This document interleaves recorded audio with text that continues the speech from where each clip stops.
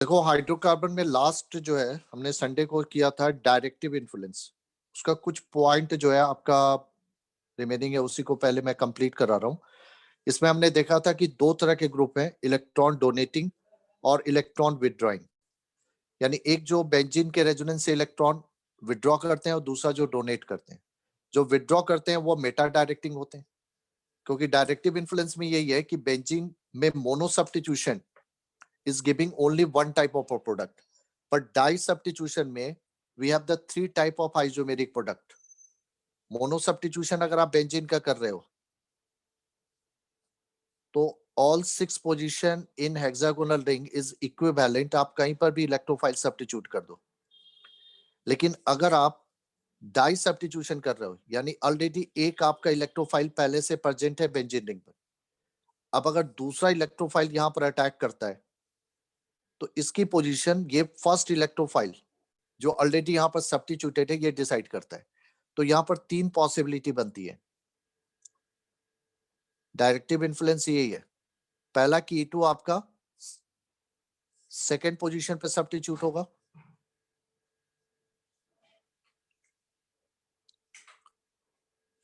या ये third position पे सब्स्टिट्यूट होगा, या ये फोर्थ पोजीशन पे सब्स्टिट्यूट होगा। ये तीन तरह के आइसोमेरिक प्रोडक्ट बनते हैं, 1,2, 1,3 and 1,4। 1,2 is also called ortho, जिसको O से डिनोट किया जाता है। 1,3 इज कॉल्ड मेटा, जिसको सिंपल M से डिनोट होता है, एंड 1,4 इज कॉल्ड पारा, दैट इज P। यानी डाई सब्स्टिट्यूशन में हमारे पास तीन पॉसिबिलिटी है।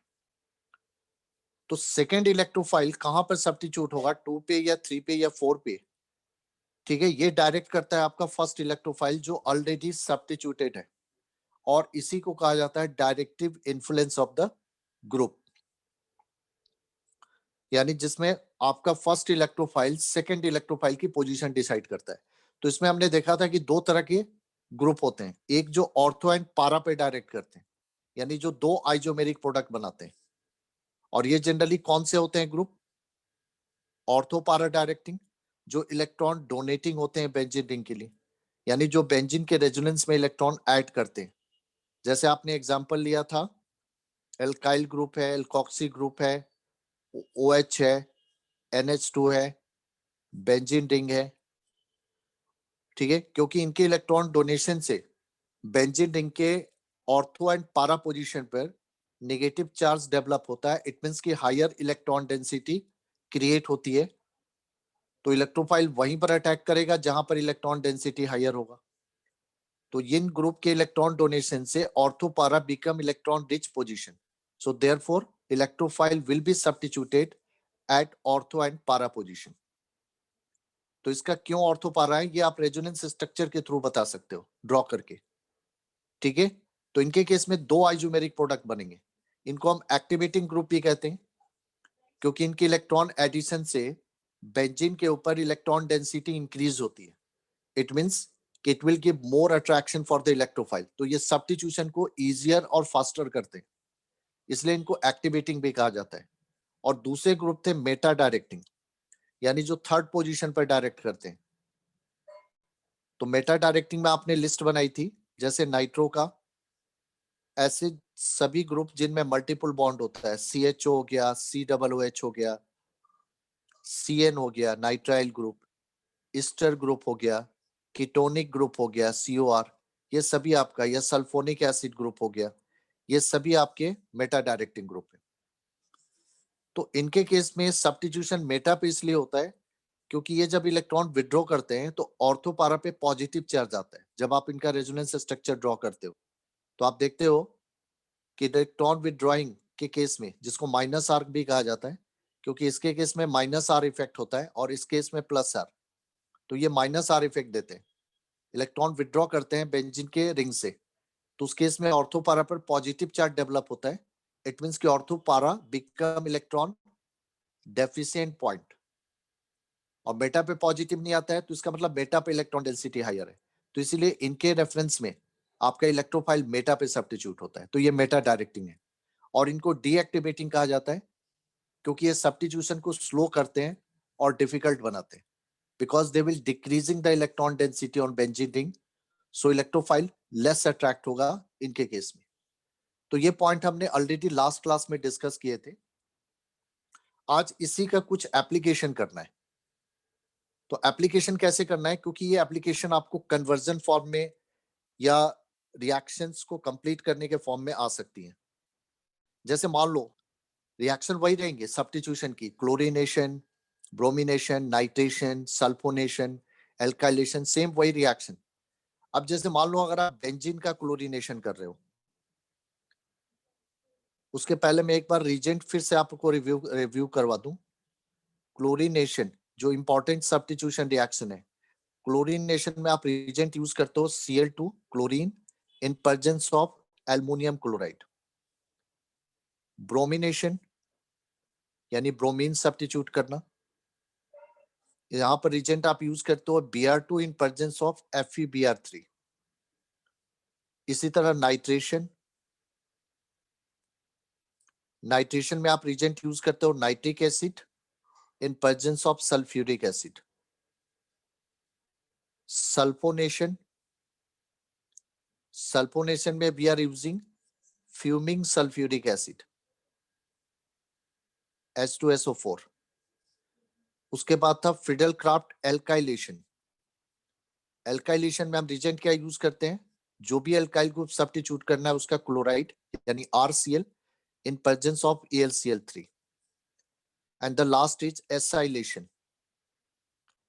acylation में हमने क्या रिजेंट लिया था, एसाइल ग्रुप सब्स्टिट्यूट करना है, so we are using acid chloride RCOCl in presence of AlCl3, या इसके लिए एक और रिजेंट यूज किया जाता है acid anhydride RCO whole twice O in presence of AlCl3। AlCl3 जो है ये लिविस एसिड कैटलिस्ट है, इलेक्ट्रॉन डेफिशिएंट कंपाउंड है और ये इलेक्ट्रोफाइल जनरेट करने में हेल्प करता है, जो कि आपने मैकेनिज्म में देखा था। तो ये आपकी इंपॉर्टेंट सब्स्टिट्यूशन रिएक्शन है बेंजीन या बेंजीन कंपाउंड को लेकर। ये मैंने रीजेंट सिंपली आपको रिवाइज कराया। अब आप देखो एप्लीकेशन जो डायरेक्टिव इन्फ्लुएंस का हमें करना है। मान लो हम बेंजीन का क्लोरीनेशन करते हैं, जो कि आपने पहले भी किया है। तो आप बेंजीन को क्लोरीन से रिएक्ट कराते हो AlCl3 के प्रेजेंस में, तो यहां से एक इलेक्ट्रोफाइल जनरेट होता है Cl+, और ये रिंग के ऑल 6 पोजीशन में से किसी भी पोजीशन पे सब्स्टिट्यूट हो सकता है, साइड प्रोडक्ट HCl। लेकिन अगर मान लो यही क्लोरीनेशन आप क्लोरोबेंजीन का अगर कर रहे हो, अब देखो यहीं पर डिफरेंस आएगा।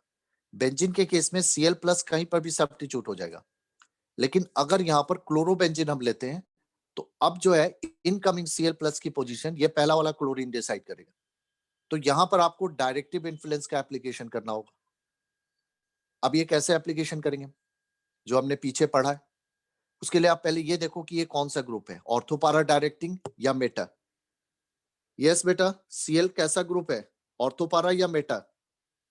ऑर्थो। ओनली ऑर्थोपारा क्या को ना।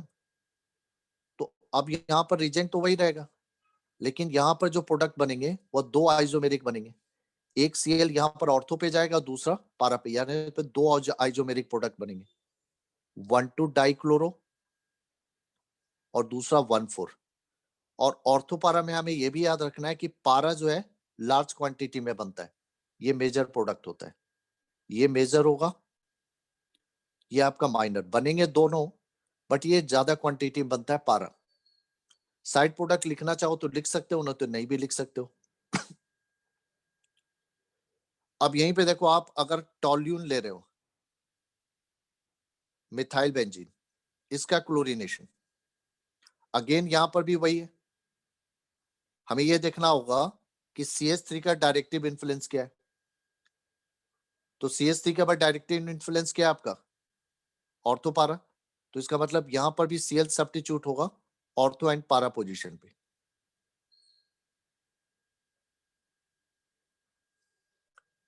अब मैं देखो कंपाउंड ले रहा हूं नाइट्रोबेंजीन। अगर मैं नाइट्रोबेंजीन का क्लोरीनेशन करूं, अब मुझे बताओ नाइट्रो ग्रुप का डायरेक्टिव इन्फ्लुएंस क्या है, ऑर्थोपारा या मेटा?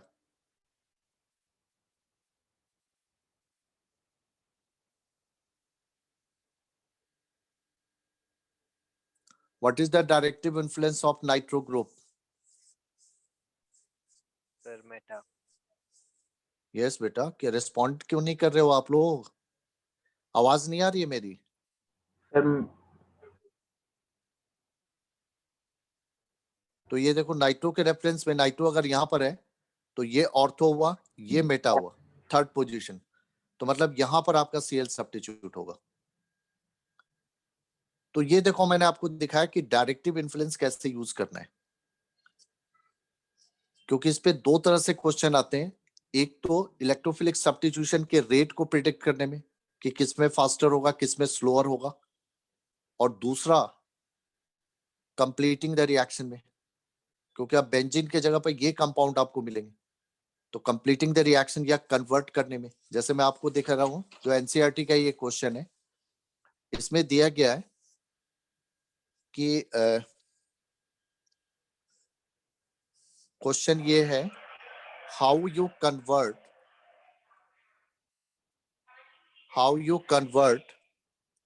benzene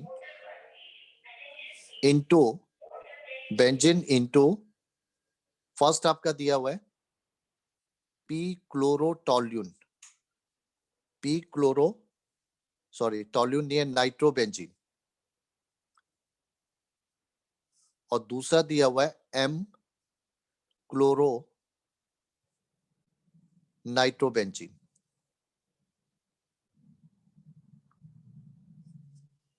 ये कन्वर्जन दिया हुआ है, बेंजीन से बनाना है। जैसे ये देखो आपका बेंजीन है, फर्स्ट केस में इसको कन्वर्ट करना में पी का मतलब होता है फोर्थ, पारा। अब देखो पी के बाद क्लोरो लिखा है, मतलब ये क्लोरो की पोजीशन है पारा।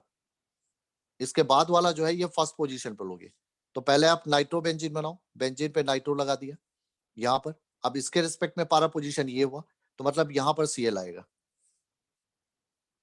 ऑब्वियसली इस केस में बेंजीन पर आपको दो इलेक्ट्रोफाइल यानी दो ग्रुप सब्स्टिट्यूट करना है, नाइट्रो और सीएल। तो दो रिएक्शन यूज होगी, नाइट्रो के लिए नाइट्रेशन और क्लोरो के लिए क्लोरीनेशन। लेकिन ये दोनों एक साथ नहीं आएंगे, ये दो रिएक्शन वन आफ्टर अनदर होगा, मतलब पहले एक उसके बाद दूसरा। अब आपको मेन क्या डिसाइड करना है कि किसको हम पहले लेंगे, पहले क्लोरीनेशन या पहले नाइट्रेशन। अब ये कैसे डिसाइड होगा, क्योंकि जब जो पहले आएगा उसके बाद दूसरे की पोजीशन पहला वाला डिसाइड करेगा। तो अगर हम लाते हैं, मान लो क्लोरीनेशन पहले करते हैं, अगर हमें क्लोरीनेशन पहले करते हैं तो सीएल आएगा। अब हमें पता है कि सीएल जो है ये ऑर्थोपारा यानी पारा डायरेक्टिंग है, और नाइट्रो जो है ये आपका मेटा डायरेक्टिंग है। ये इसी पे डिसाइड होगा। तो अगर हम पहले नाइट्रो मान लो करते हैं नाइट्रेशन, तो नाइट्रो अगर यहां पर आएगा तो ये क्लोरीन को यहां डालेगा थर्ड पोजीशन पर, और आपको चाहिए यहां, इसका मतलब नाइट्रो पहले नहीं आएगा। लेकिन अगर आप क्लोरीन लाते हो पहले क्लोरीनेशन के थ्रू, तो ये नाइट्रो को फोर्थ पोजीशन पे लाएगा। तो इसका मतलब पहले क्लोरीनेशन करेंगे, क्योंकि ये दोनों एक दूसरे के रेस्पेक्ट में। यस बेटा, मैं ही बता रहा था कि बेंजीन पे यहां हमें दो ग्रुप सब्स्टिट्यूट करने। अब इसमें पहले कौन सा ग्रुप सब्स्टिट्यूट करेंगे, इसके लिए देखना है कि इन दोनों की पोजीशन एक दूसरे के रेफरेंस में क्या है, पारा है। ये एक दूसरे के रेफरेंस में पारा पोजीशन पर है। तो आपको पहला वाला जो ग्रुप चाहिए वह पारा डायरेक्टिंग चाहिए, क्योंकि जब पहला वाला ग्रुप पारा होगा तभी वो दूसरे को पारा पे लाएगा। अब यहाँ पर क्या है कि क्लोरीन पारा है और नाइट्रो मेटा है। तो अगर नाइट्रो लाओगे तो ये तो मेटा पे क्लोरीन को भेजेगा, आपको चाहिए पारा पे। इसका मतलब कि पहले मुझे क्लोरीनेशन करना होगा। अब यहाँ पर सीक्वेंस ऑफ रिएक्शन कैसे बनाओगे कि पहले बेंजीन का क्लोरीनेशन करोगे। यहाँ पर देखो मैंने बताया था कि कन्वर्जन में रीजेंट एरो के ऊपर लिखे जाते हैं, Cl2 in presence of AlCl3, और इससे एक Cl आपका सब्स्टिट्यूट हो जाएगा बेंजीन पे। आप कहीं पे भी ले लो, क्योंकि ये ऊपर और ये नीचे उससे कोई फर्क नहीं पड़ता है।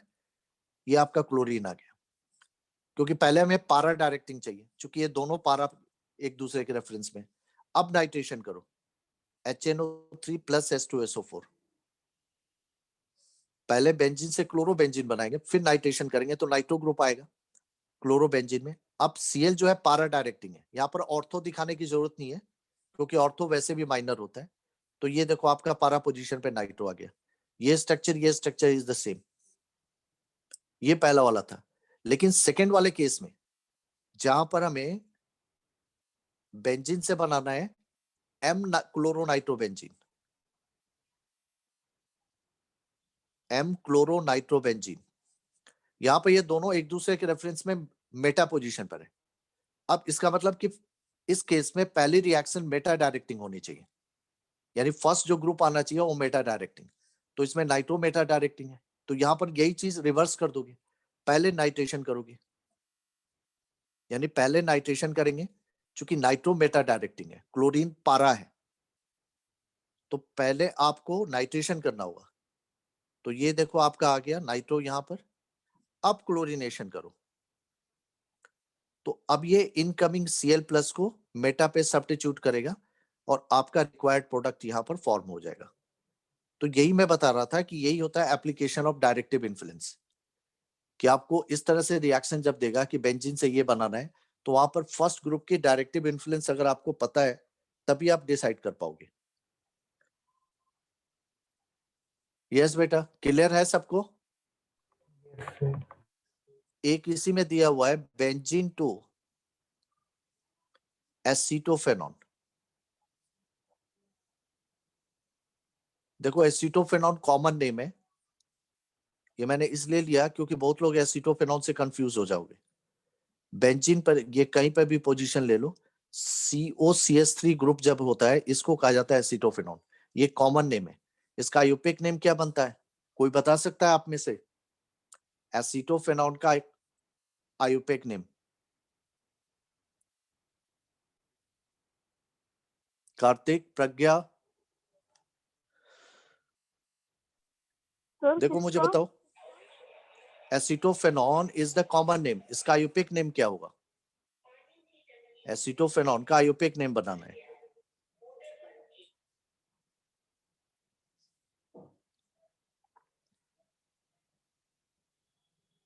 जैसे एरोमेटिक कंपाउंड में क्या है कि बहुत से कॉमन नेम को आयुपिक ले लिया गया है। जैसे टोल्यून कॉमन नेम है, उसका आयुपिक नेम क्या होता है? Methyl benzene. ये लिस्ट बनाई थी ना हमने कि जहां पर कुछ एरोमेटिक कंपाउंड के कॉमन नेम को भी हम आयुपेक में यूज करते हैं, पर इसका मतलब ये नहीं कि उनका आयुपेक नेम नहीं होता है। किसी को याद हो बेटा एसीटोफेनॉन का आयुपेक नेम क्या बनेगा? प्रज्ञा, ट्राई करो बेटा। हाँ जी sir. Sir 1 phenylethylene 1-on। 1 phenyl, sir ethane 1-on। हाँ। कार्तिक, कुछ और होगा? सर पता नहीं सर, आइडिया नहीं कोई। अरे क्यों नहीं आइडिया बेटा? पहली बात है कि देखो सीओ जो होता है हमेशा पैरेंट चेन में लिया जाता है, तो सीओ यहाँ बेंजीन रिंग में नहीं है, ये साइड रिंग में। तो इसका मतलब चूंकि ये फंक्शन ग्रुप है तो इसकी प्रायोरिटी ज्यादा है, क्योंकि बेंजीन में तो आपका पाई बॉन्ड है, पाई बॉन्ड से फंक्शन ग्रुप की प्रायोरिटी हायर हुआ, और फंक्शन ग्रुप जो है वो आपके साइड चेन में। तो जहां पर जिसकी प्रायोरिटी हायर होगी उसको को पेरेंट लेंगे, तो ये हमारा पेरेंट चेन हो जाएगा। अब पेरेंट चेन में सीओ का मतलब कीटोन है, कीटोन का नेमिंग क्या होता है? एल्केनोन। तो 2 कार्बन का ये कीटोन हुआ इथेनोन, और यहाँ पर बेंजीन एज ए ब्रांच हो जाएगा, क्योंकि दो चीजें हैं ना, ये ओपन चेन है, ये क्लोज चेन है। तो जब एक साथ ओपन और क्लोज आता है तो उसमें एक पेरेंट होता है, एक ब्रांच होता है। ठीक है, तो उसमें रूल क्या होता है कि जिसमें फंक्शन ग्रुप होगा उसको हम पेरेंट चेन लेंगे। अगर दोनों में फंक्शन ग्रुप है तो जिसके फंक्शन ग्रुप की प्रायोरिटी हायर है। तो यहाँ पर तो ऑलरेडी यहाँ पर फंक्शन ग्रुप है, इसमें नहीं है, तो इसको पेरेंट लोगे, तो ये इथेनोन हो गया। और बेंजीन जब ब्रांच के फॉर्म में लेते हैं तो इसको हम कहते हैं फेनाइल। तो देखो नंबरिंग तो यहां से शुरू होगी 1-2, तो इसका आयोपिक नेम क्या बनेगा? 1 फेनाइल इथेन 1-on। चूंकि इथेन में 2 ही कार्बन है तो 1 रिमूव भी कर सकते हो, ओमिट भी कर सकते हो। तो या लिखना चाहो तो इथेन 1-on लिख दो, या इथेनोन ही डायरेक्ट लिख दो। क्लियर हुआ कार्तिक? Yes sir. सौम्या, बेटा समझ में आया? Yes sir. क्योंकि ये देखो पूछ सकते हैं ना। अब मुझे जरा बताओ, अब मैं इसी तरह से आपको पूछ रहा हूं, आप मुझे जरा आंसर दोगे। ये एसीटोफेनॉन नहीं है, इसको हम लोग कहते हैं प्रोपायोनोफेनॉन। प्रोपायोनोफेनॉन। अब इसका आयुपेक नेम बताओ। Sir, one phenyl propanone. हाँ, 1 फेनाइल, यहां पर प्रोपेन 1 ओन लिखना पड़ेगा क्योंकि यहां पर 2 पोजीशन भी हो सकती है। इथेनॉल में तो एक ही रहेगा, तो यहां पर ये 1 फेनाइल, Sir, 2 position मतलब क्योंकि यहां पर भी तो CO पॉसिबल है। अच्छा ओके। बेटा क्लियर है? तो बेटा कुछ एरोमेटिक कंपाउंड के लिए आयुपेक नेम भी आपको ध्यान में रखना होगा, जैसे टॉल्यून। टॉल्यून आपका कॉमन नेम है, मिथाइल बेंजीन जो है इसको लिखा जाता है, मिथाइल बेंजीन, बेंजीन पर मिथाइल ग्रुप। इसी तरह एक और आता है फेनॉल। फेनॉल आपका कॉमन आयुपेक दोनों है, इसका अलग से कोई आयुपेक नहीं बनता है, ये कॉमन और आयुपेक दोनों नेम है, इसका कोई अल्टरनेटिव आयुपेक नहीं बना है। फेनॉल क्या होता है? बेंजीन पर हाइड्रोक्सिल ग्रुप जब लिंक होता है, एक से ज्यादा होंगे तब नहीं फेनॉल लगता है। इसी तरह एक आता है एनिलीन। एनिलीन होता है कि जब आप बेंजीन रिंग पर NH2 ग्रुप लिंक करते हो, एमिनो ग्रुप, तो एनिलीन भी कॉमन नेम है, इसका आयुपेक नेम क्या बनता है? बेंजीन एमीन, बेंजीन एमीन बनता है। तो कुछ के नाम याद रखो, कई बार आ जाते हैं लिखने के लिए, तो पता होना चाहिए हमें। ठीक है बेटा, तो ये था हमारा, तुम्हारा हाइड्रोकार्बन कंप्लीट हो गया। और मेरा कहना है कि हाइड्रोकार्बन की जो एनसीईआरटी एक्सरसाइज है, इंटेक्स क्वेश्चन उसमें बहुत कम दिए हुए हैं, 1 या 2 ही है। पहले आप ये कि उसकी पूरी एनसीईआरटी एक्सरसाइज कंप्लीट करो, अगर उसमें किसी भी क्वेश्चन में कोई डाउट है तो एक बार पूछ लो, और इन बिटवीन मैं आपको एक हाइड्रोकार्बन का असाइनमेंट अपलोड करूंगा। लेकिन पहले आप एनसीईआरटी एक्सरसाइज कंप्लीट कर लो, क्योंकि अगले वीक में देखता हूं मैं, नेक्स्ट वीकेंड में आपका ऑर्गेनिक के टेस्ट होंगे 1 बाय 1 दोनों चैप्टर के सीक्वेंस में, फर्स्ट और सेकंड। ठीक है, तो ऑर्गेनिक जो थोड़ा सा स्ट्रॉन्ग करो बेटा, आयुपेक नेम वगैरह पर थोड़ा ध्यान दो। तो हमारा हाइड्रोकार्बन कंप्लीट हो गया, और आज हम स्टार्ट कर रहे हैं रिडॉक्स। सर ब्रेक अब हमारे पास स्टार्ट कर लेना एक बार। अभी सेट, चलो ठीक है, मैं ब्रेक कर देता हूँ एक बार।